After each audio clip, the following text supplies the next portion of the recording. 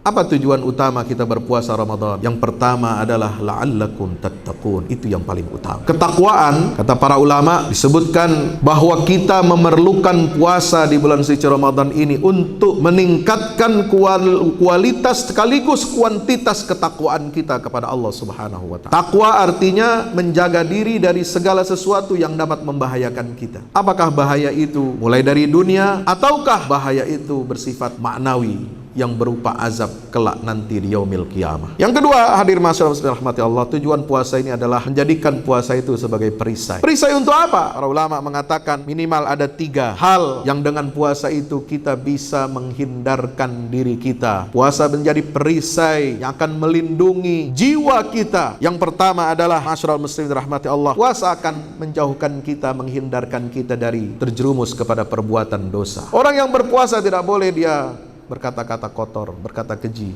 Yang kedua, dia akan melindungi kita dari siksa api neraka di akhirat kelak. Yang ketiga, puasa itu bisa melindungi kita, jiwa kita dan tubuh kita dari berbagai macam penyakit-penyakit, baik itu penyakit hati ataupun penyakit-penyakit fisik. Karena kita setiap hari kadang suka melampaui batas, kadang suka berlebih-lebihan untuk kita makan makanan tanpa kontrol. Tetapi dengan ibadah puasa ini, kita dapat mengontrol nafsu kita dan syahwat kita ketika kita makan. Yang ketiga, tujuan utama puasa ini adalah menciptakan sebuah karakter yang mulia di dalam diri kita, yaitu apa? Kesabaran.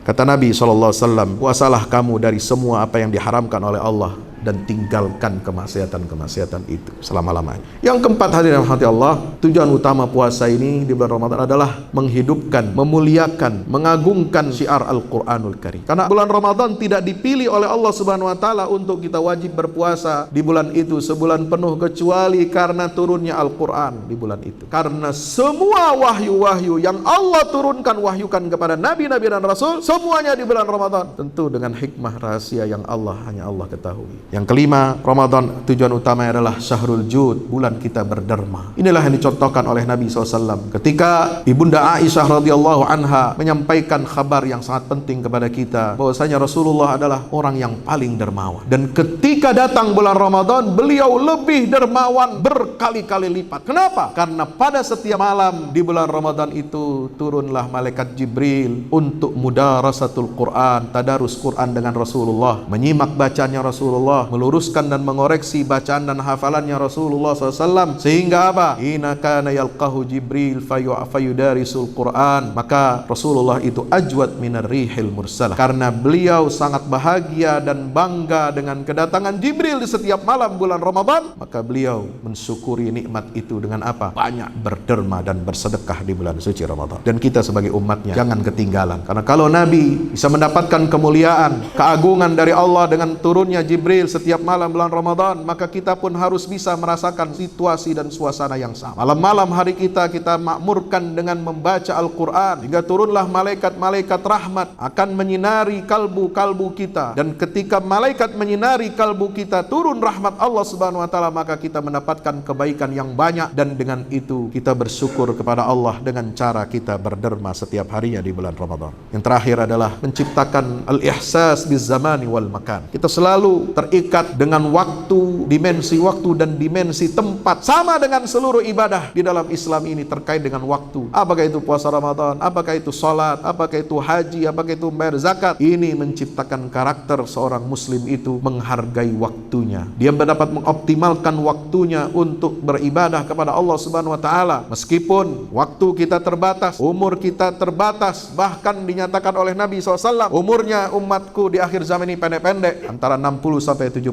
tahun, tapi Allah Subhanahu wa taala memberikan karunia yang bisa mengganti kekurangan umatku ini dengan apa? Dengan adanya Lailatul Qadar yang hanya ada di bulan Ramadan, yang mana ibadah di malam yang mulia ini itu pahalanya melebihi dan lebih baik daripada ibadah di 1000 bulan.